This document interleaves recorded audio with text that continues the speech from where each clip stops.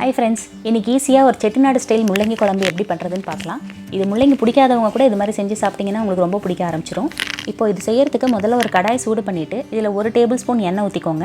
இதில் ஒரு பெரிய வெங்காயம் நல்லா அரிஞ்சது அதையும் போட்டு நல்லா வதக்கிட்டு ஒரு தக்காளி போட்டு அதையும் நல்லா கரையிற அளவுக்கு வதக்கிக்கோங்க.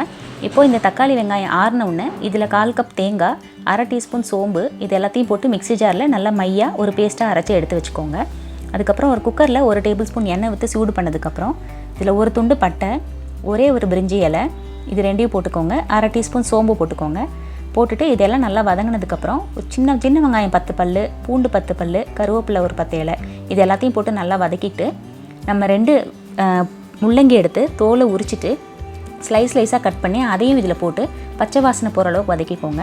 இதில் 1/4 டீஸ்பூன் மஞ்சத்தூள், மிளகாத்தூள், தனியாத்தூள் தேவையான அளவு இது எல்லாத்தையும் போட்டு நல்லா பிரட்டிட்டு உப்பும் போட்டுக்கோங்க.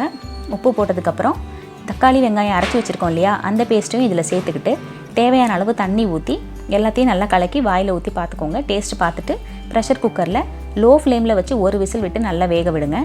இது நல்லா ஸ்டீம் ரிலீஸ் ஆனதுக்கப்புறம் திறந்து பார்த்தீங்கன்னா எண்ணெய் எல்லாம் பிரிஞ்சு வந்து நல்லா சூப்பராக இருக்கும் இந்த குழம்பு பார்க்குறதுக்கு. இது நீங்கள் சாதத்தோடு சாப்பிட்லாம், ரொம்ப நல்லாயிருக்கும். அவ்வளோதான், இந்த குழம்பு நீங்கள் கண்டிப்பாக செஞ்சு பாருங்கள், உங்களுக்கு ரொம்ப ரொம்ப பிடிக்கும்.